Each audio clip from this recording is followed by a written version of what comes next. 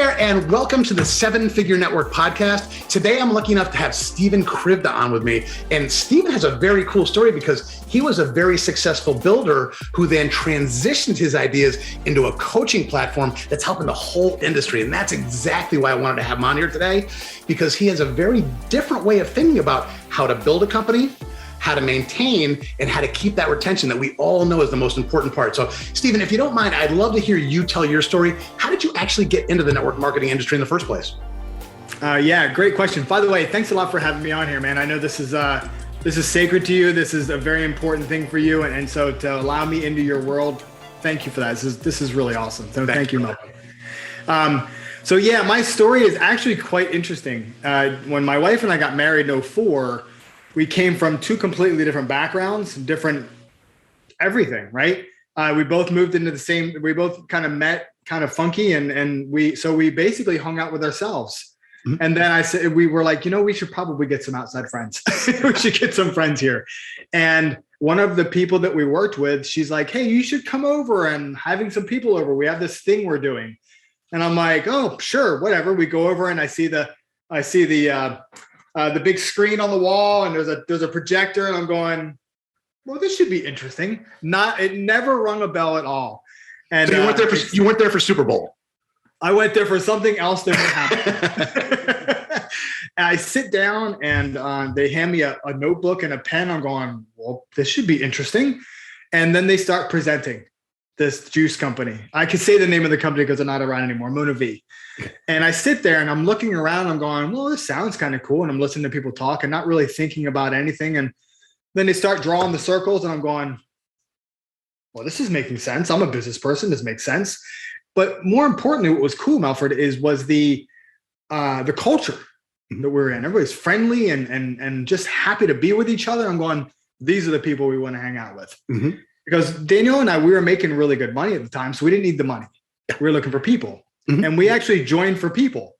And then we started inviting. So we joined that night, of course, go home with our big case of juice and we're drinking our juice and I'm feeling great and she's feeling great. And I'm going, we need to tell everybody about this.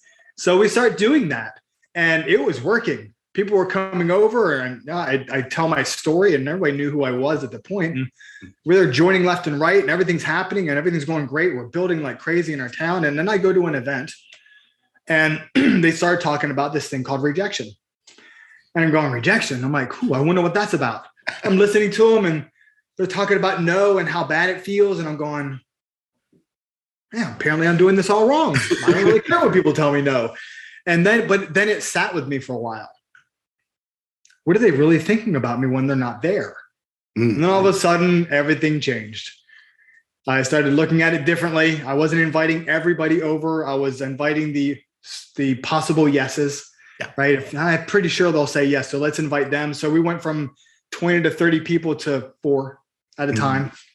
And then things started changing.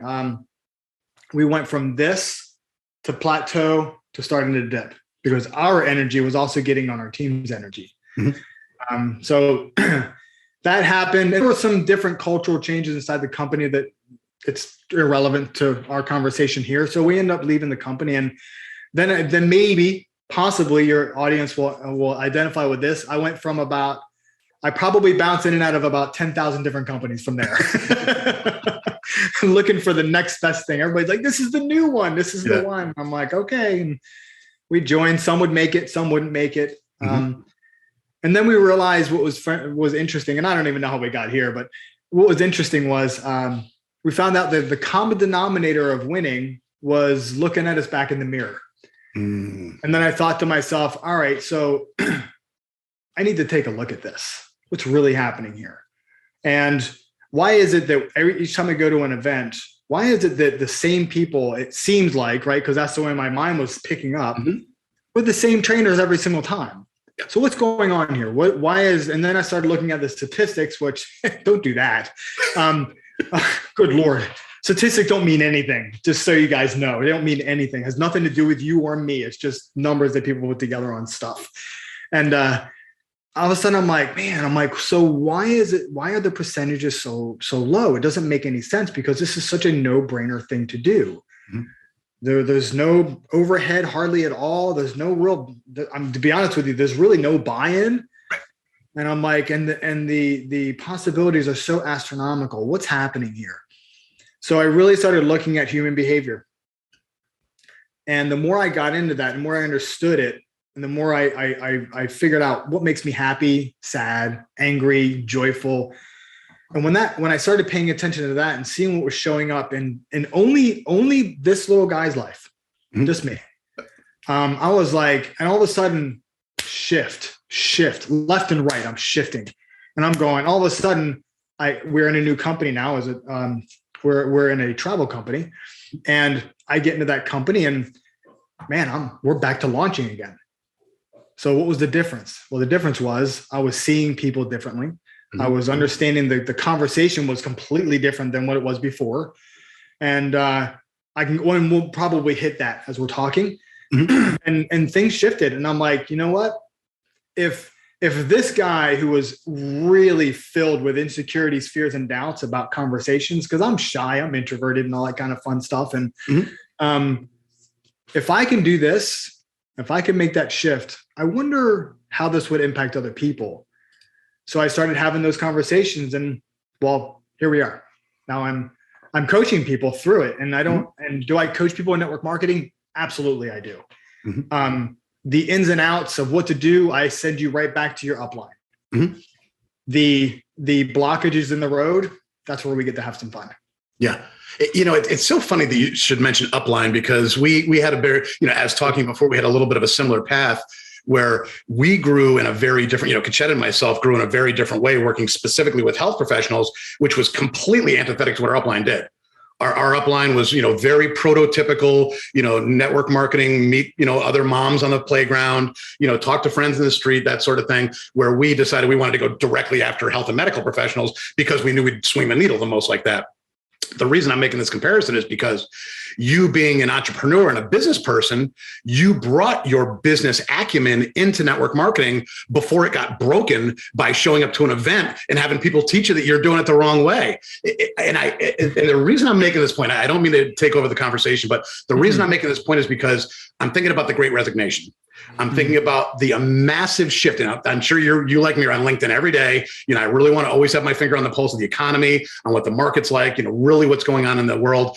And what I'm finding is transitioning professionals are finding network marketing more because of the Great Resignation. They want out, they're sick of the inability to earn as much as they feel like they should, being completely controlled 24/7, not knowing if they have a job tomorrow. I mean, how many people 2 years ago got the boot, or semi got the boot and then got dragged back into work after spending a year and a half at home with their wife and kids, having a wonderful time.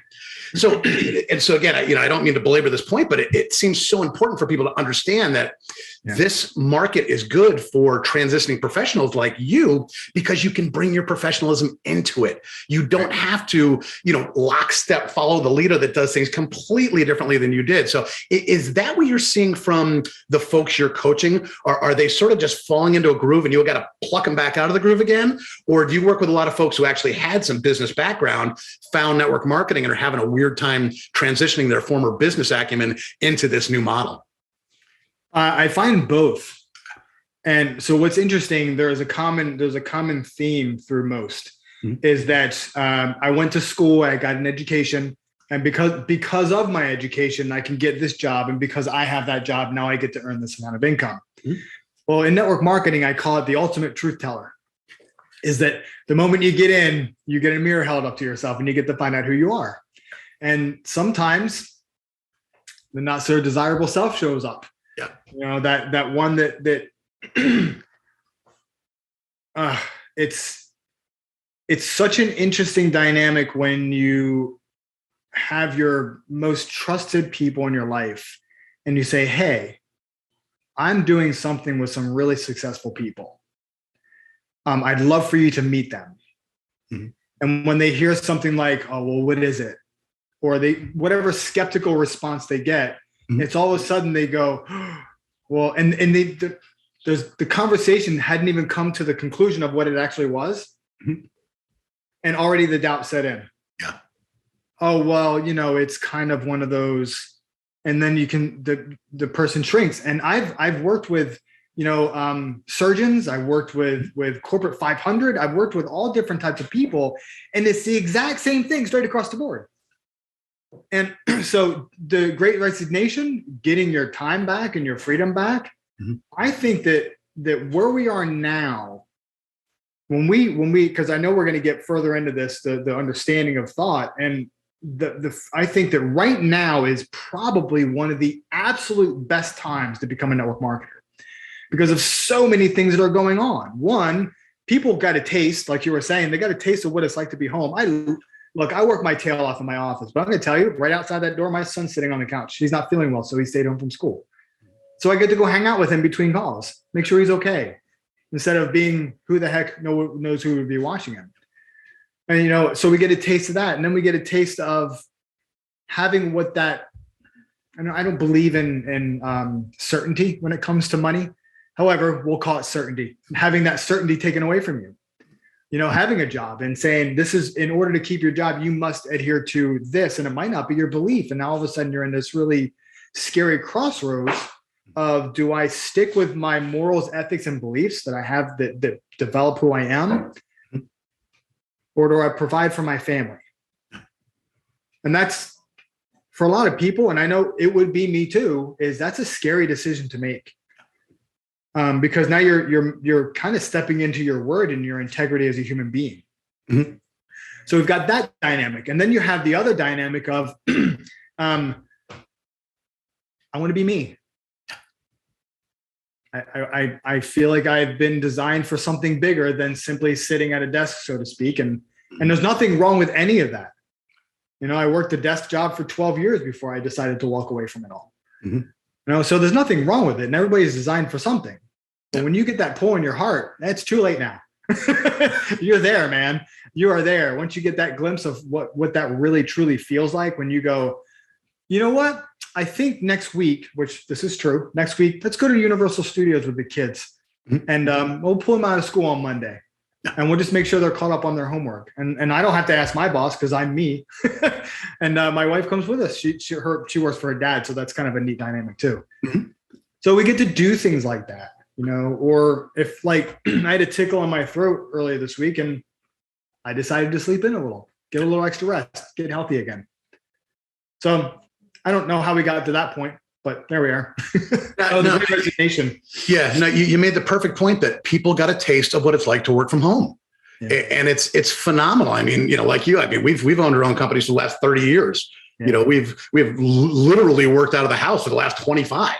So awesome. Just the idea of being commanded to do something, forced to go somewhere, we're very blessed that we've had that life, and you've been blessed with the same thing, but so few other people have. They might have dipped a toe. A lot of people have dipped a toe in trying something, a little side hustle here, a little network marketing there, but they always seem to revert back. This is the first time truly in history, I think, that people have had a concentrated year and a half to almost, if you're Australian, it's been almost 3 years being stuck in the house and realizing, A, I got to feed my kids still. I can't just sit on the couch. And B, boy, this feels nice. Yes, it does. So let's talk about, what you've been doing with your clients over the last couple of years. obviously I'm sure you're dealing with people all over the globe, but just sort of your prototypical network marketing client or company you work with. What's been the secret that you've been teaching them over these last couple of years to keep growth going? Because, that's one thing about the network marketing industry. When there's a shutdown like this, oftentimes it skyrockets because online ordering, the use of social media, a lot of other things. But a lot of companies that weren't prepared for that did that, or even worse, this. Maybe not even the company, but just the teams themselves. So how have you, and it's funny because you even use the same hand set, which is very funny that we both did the same thing. Right. But how did you keep your clients doing this over these last couple of years during lockdown? Sure. I think that there's a lot of rah-rah type of training that happens. You know what I mean by rah-rah? You can do it. And I believe that's cool for a small percentage of society. So it does work. However, for the rest of us, and I put myself in the rest of us, I meet, the very first thing I do is I meet the person exactly where they are. So if they've never really had that kind of a conversation, and I say, all right, so make your list of 100 and I'll see you tomorrow. We're going to start calling them. Mm-hmm. It's like, wait, what? You want me? Okay. So first, I don't know if I know 100 people, because that's usually the first one. I'm like, well, if you open your phone, you know the whole spiel. There's 10,000 people on your phone. What's wrong with those guys? And then it triggers fear so fast because I've never done this before and I don't want to mess it up. So I need to practice first. And we start getting into this. I thought it was going to be easy type of conversation. So when I first talk with somebody, I'm really listening. Because one of the things that we're really great at doing as people is we come in from our listening, not theirs.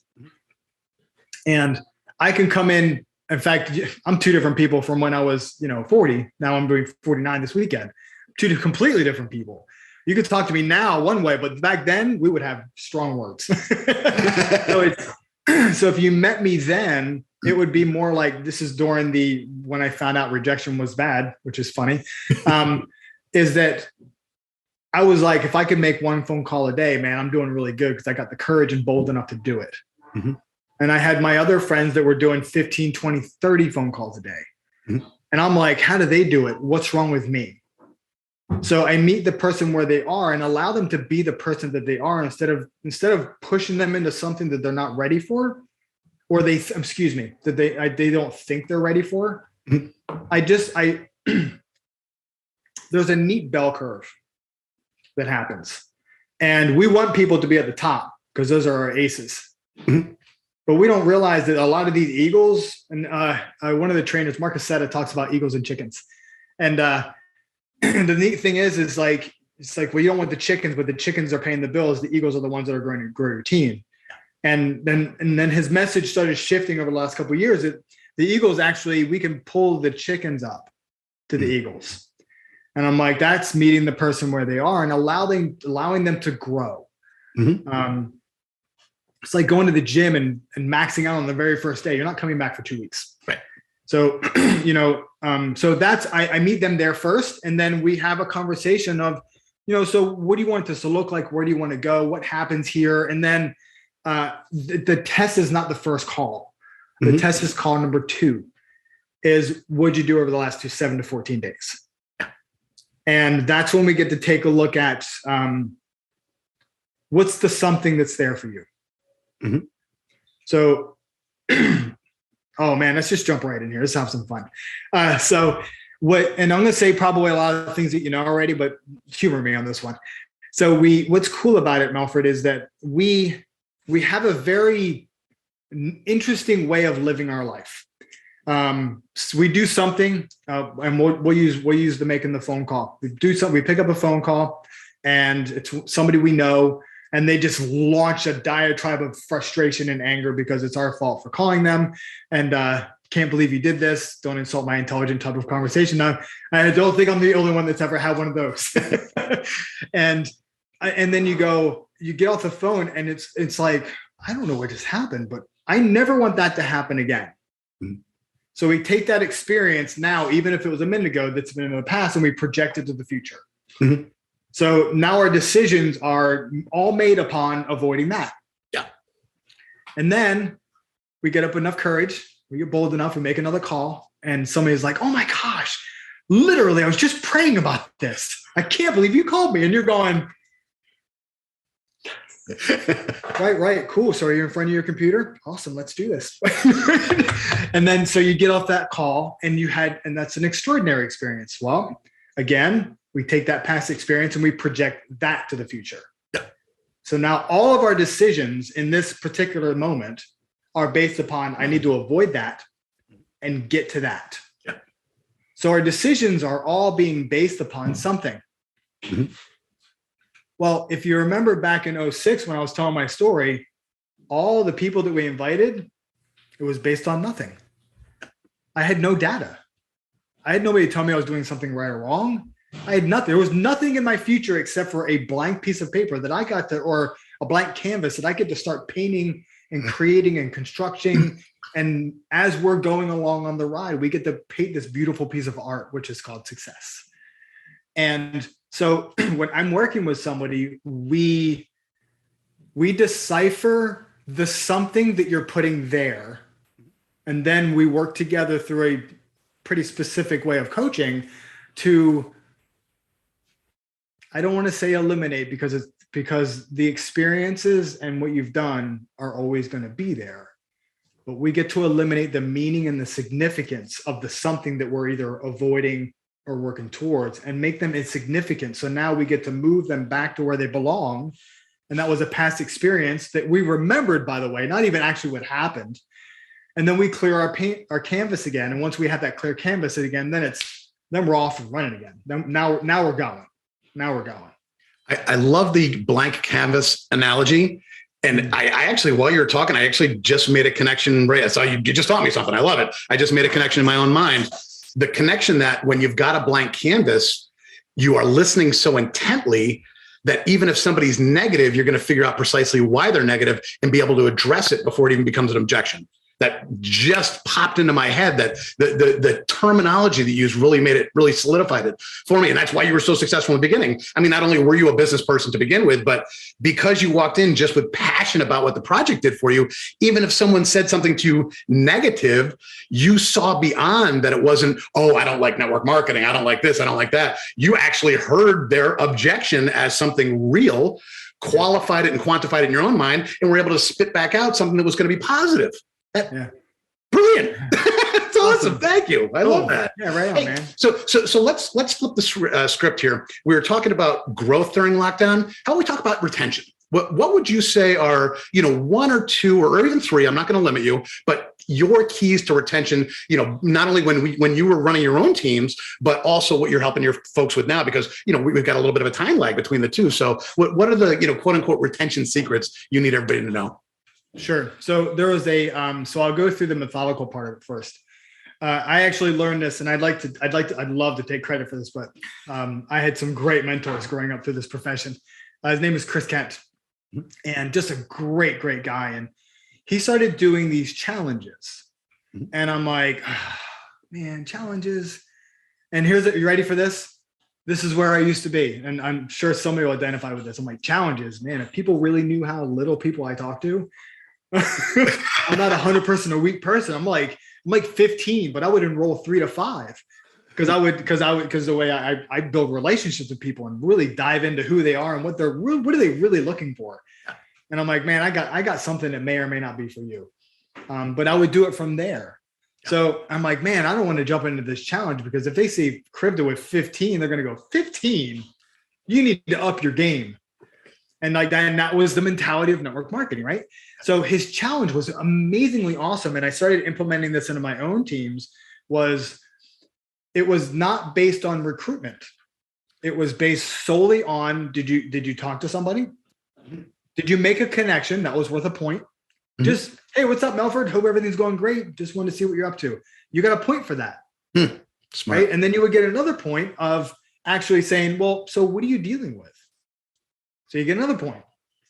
And then you would get a point for presenting. And then you would get a point for collecting a response. And then you would obviously get more points for a yes or an enrollment or a customer. So when he started doing that, I was watching what was going on. A person like me that really, at that point in time, 2010, my conversation skills weren't very good. I could talk to a ton of people. So I was in the running with these people that were really kind of up in the ranks. And what that did was that excited me. So because I was excited, because I was being accepted now by the big dogs, right? I wanted to do more because, as people, we like being accepted. So a lot of times we do what we can, even if it's uncomfortable. So that was the first one. I loved how he did that. He did a point system according to not necessarily your results, but how you showed up to get the results. And I love that. And it seemed like the point system actually, and I don't know the exact points, but it seemed like it almost balanced out that as long as you had enough activity, you balanced out whether you got a yes or no. Yeah. As long as you busted your butt, yes or no obviously yes or no is consequential, but it shouldn't be. I mean, you got to kind of remove that from your head. But I love the fact that as long as you kept working, kept active, you were doing just as well as that person that knocks out of the park 30 enrollments a month. Because you were doing your job. That's great. Oh, what a great challenge. What was his name? Chris Kent. Chris Kent. Yeah. I'd love to talk to him sometime. Sounds like a cool guy. Kent, but Chris. Yeah. And so what was neat about it was like 3 to 5 points for enrollment, 1 point for conversation. So this dude over here could call 1,000 people, and this person can enroll 5 and just be left in the dust. Yeah. And I love the way that was put together. So I adopted that and did different variations of it, but his system just worked. Yeah. The second one was I was pulling in people that, and before I started coaching, I was pulling in people that were not great marketers, great conversationalists and leaders. Mm-hmm. And I'm like, so would you come in and talk to my team about how to start a conversation and how to be so hyper present with your person that you're not even, you yourself is not even really part of the conversation. You're just there as a vessel to really be with the person and hear what's not being said. If that makes sense. It does. Because they'll tell you everything you need to know. Mm-hmm. We're just so close to, okay, so, all right, so I asked how you're doing. So as soon as they're done talking, I get to say, how's the family? So, okay, cool. Yeah, so how's the family? I just told you about my kids. Well, that's kind of what I meant. So like, are they going to, what happens if I, right? And we get so caught up in the process that we're not actually talking with people. Yeah. So we started doing that. And then I started studying personalities, and now this is the part that's not necessarily transferable, or what's it, duplicatable. So I'll say this with tongue in cheek. You don't need to have a trainer come in and do this. You can Google this stuff. It's usually pretty basic. You'll probably have to buy courses. However, the person that you're following in your company probably knows this stuff. Mm-hmm. So always go back to them first, please. Yeah. So I know the DISC assessment, and I know personality colors, and I would just do basic stuff. Mm-hmm. Like you don't need to know red, yellow, blue, green, and what all is attached and all that kind of stuff. If somebody's coming in and they want to know all the details, tell me about the comp plan. How many people do I need for this? The one that makes my brain go a little crazy. It's we're going to get to the comp plan, but let me tell you how this is impacting me. All of a sudden now we have two different personalities, and that person just completely checked out. So I would say, well, you know what? The comp plan is incredibly important, and we're definitely going to get to that. In fact, that's part of the process. But the next part of the process is to understand the benefits of exactly what we're going to be doing here. And they go, oh, cool. Okay, great. So this is part of the process. Okay, cool. I'm all ears, right? But if you get someone like me who's really high on the blue scale or high on the high I scale, you start telling me all the details and I'm counting the bricks behind your head. But you tell me how amazing your life has been, and you've been hanging out with your kids, and you're going to the beach and you're feeling phenomenal inside and out. Man, I've already sent you my credit card and you didn't even know. So it's so understanding the person you're talking to, and you can only do that by going in just to serve the person. We are salespeople, yes, but we're serving people with our product, service, or opportunity. And you know all this stuff. I'm going to start preaching to the choir in a minute. No, that's what we're all here for. We're all here to A, have things reinforced that are right, and B, learn a few new things. One point that you made that I really appreciate, and it's funny because we run across the same thing when we're mentoring our students or when we're working with the companies, is we always say, please bring this back to your upline first. And I really appreciate the fact you use those exact words. We don't want to ever, Conchetta and I come from a very contrarian place. We teach people how to blow up their network marketing teams through working with health professionals. Very, very different than what most other people do. Work great for us, works great for everybody we teach, but very different from what a lot of other folks teach. So we always beg them, please bring this back to your upline. If you need to, put them on a call with us so they'll understand why this is a benefit to your company or to your team. Yeah. Don't just go to your trainer and blindly follow them. And every great trainer I ever talked to says the same thing. Please bring this back to your upline, because I don't ever want to be the disconnection point in your team. I don't want to ever be that thorn in the side of your upline that says, I got this downline. They're growing like crazy, but they're such a pain in my butt. I can't stand them. That causes that friction, again, using the same physical motion that you use. So important. So when we're talking about retention, are you saying that because you're so because you know so much about these folks and their driving methods, how are you actually using that to keep them on the team? Are you teaching them, new business skills? Are you teaching them to learn more about the products? What is your personal way of getting somebody to stick with you? Because again, we all know, 50% of people drop off after the first year. This is a $40 billion, I say this every podcast, this is a $40 billion industry with a 50% attrition rate.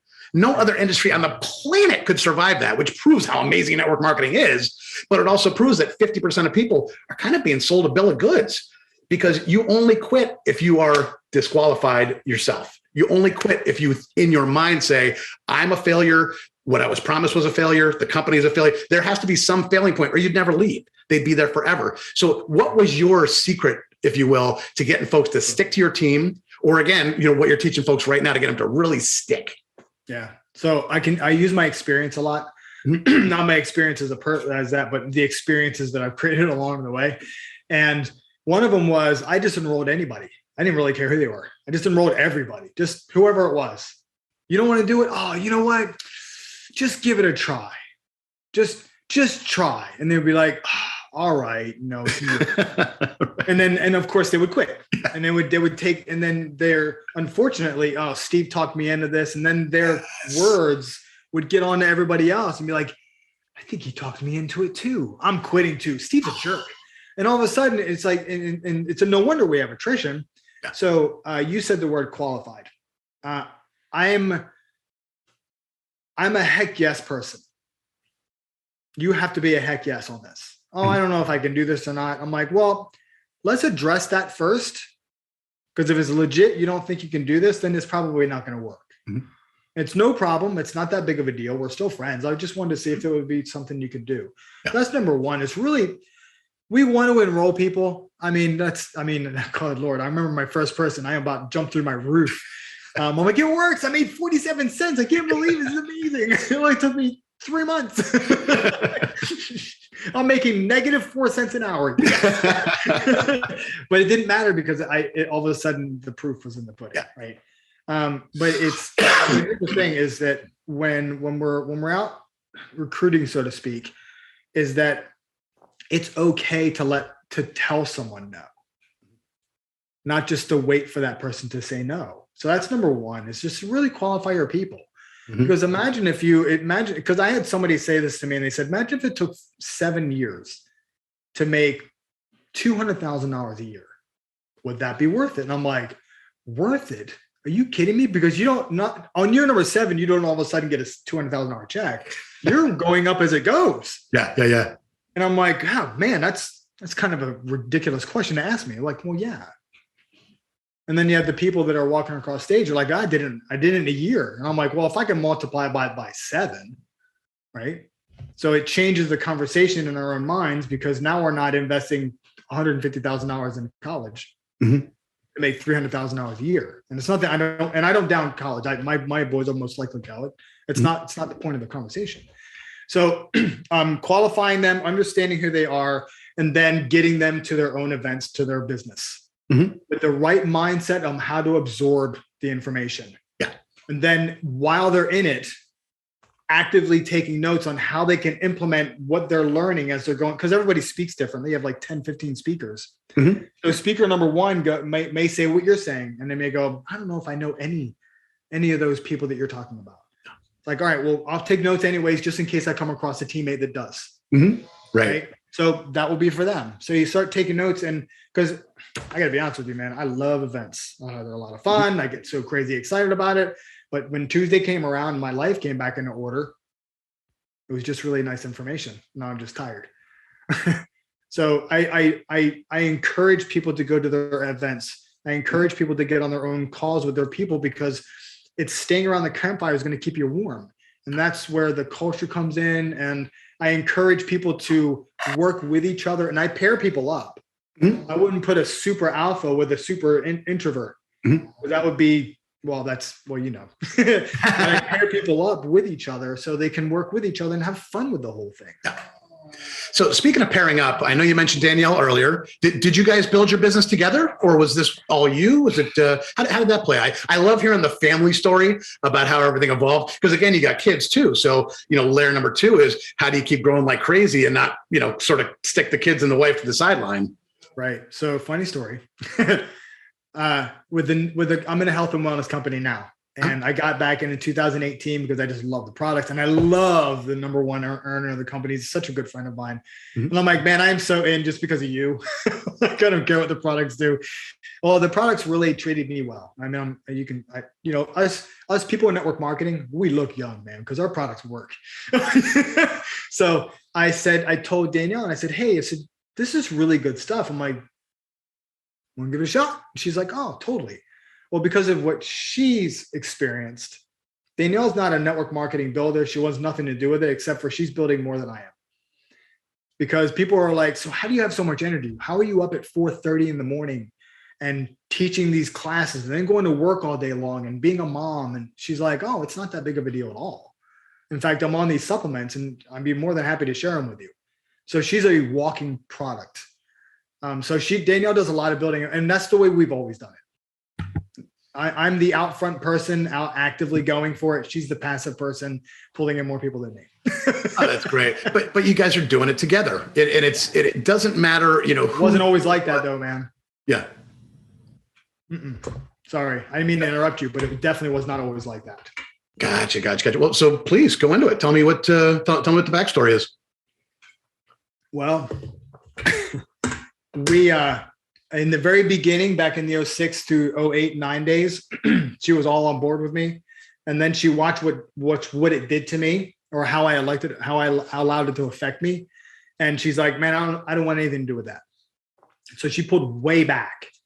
And then about 2014, I'm in my office. It was like 2 a.m. and I'm sleeping on my computer, on my laptop. And I'm face down. And she comes in and she's like, Steven. I'm like, hey, what's up? She's like, what are you doing? I'm like, I'm sleeping. What's it looking like I'm doing? And she said, I don't know how much longer I can do this. And I was like, what do you mean? And she's like, I can't watch you go through this week after week, and I need my husband back. And I was like, oh. And I had to fess up. I was doing a lot of work, but not working my business. I was always working in the background, but not actively growing. Yeah. So for those couple of years, I was doing a great job in talking with people and enrolling people, but I was doing a lot of extra work that didn't need to be done. Yeah. And when she came in and she's like, so I don't want to put an ultimatum on you because I love you so much. However, we got to figure something out different. Mm-hmm. And I said, well, we'll talk about it tomorrow. So we talk about it the next day, and she's like, I'll never tell you what you should or shouldn't do, but I can't watch you put yourself through this anymore. You see, and I think I'm grateful because she was able to say that to me. However, when we look at other people that we're working with, a lot of people have a hard time articulating that. They just say that instead of saying what I just said, they say, look, those things don't work. Stop wasting your money. It's never going to work for you. And we receive that as, you don't believe in me. Right. And it's like, well, they don't believe in me. There must be something wrong with me. So now our value and worth that was already diminishing because we're not growing is actually even lower now, because the one person that we know loves us is telling us this. When all reality, 99% of the time, I'd like to say 100% of the time, but I'll go 99.9, is coming right from here. So I said, all right, so give me 6 months. Will you give me 6 months? And she's like, yeah. I said, I'm going to do some investing. Give me 6 months. And I don't know about you. You put me in that place, I produce. And I put my notice in October. That was in February. And I was ready to leave my job. I had run. And now Danielle she likes network marketing more for the products. Mm-hmm. Not a big fan of the growth part, but she does the growing all naturally. It's amazing. Yeah. Well, again, you guys are bookending it perfectly, because you don't, and that's the one thing. It's same with Conchetta and me, not to talk about us, but we have very definitive skill sets, We know precisely what we're good at. We know exactly what we need to leave to the other person, and we know not to cross paths. We know that it only slows our progress down because then you're almost competing against each other. And the last thing you ever want, I mean, certainly don't compete against your spouse. if you remember one tip from this whole thing, don't compete against your spouse. but you know, having a team together, being able to grow a network marketing company together is so powerful, and it trickles down to your kids. You know, that's one aspect that a lot of folks need to understand is success in this industry really leaves traces, and it's going to leave traces for people that you don't even know are watching you. You know, it's like a lot of folks, you know, it's the prototypical thing. You make your list of 100, you go out to everybody, yada, yada, blah, blah, goes good, goes bad, goes whatever. You know, if you're still sticking it out and you're even remotely successful 5 years later, your kids have seen you stuck to it. All those people on that list that said no to you have seen you stick with it. They might actually come around at that point. So, you know, but again, to me, the most important part, influencing your kids. You know, leaving a legacy on those around you that you want to leave a legacy on, that to me is one of the most powerful parts of this industry, whether you make $1 or $100 million. Right. Hey, you know what are your goals right now? I am dying to hear what do you got going on right now? What can the folks contact you for? I know you've got a program out there that you want to, I know you got a free giveaway. So instead of me talking about it, please, what are your goals right now? And what do you want to do to help some of the folks that are listening? So right now I'm on a mission, and for a long time, and I still coach people. I'm not going to stop doing that. I love coaching people one-on-one. They create goals. Unfortunately, there's blind spots that get in the way, and I love coaching around that. I think that's really powerful. It's Fortune 500s all the way down to somebody that says, "Hey, I just started network marketing. Could use some help. I don't know what I'm doing." So I have that variety there. There's my passion is there, but my big passion is coaching people to coach others. I'm only one person. There's 7.5 billion people on the planet. Would I like to meet them all? Man, that'd be great. Maybe someday I will, right?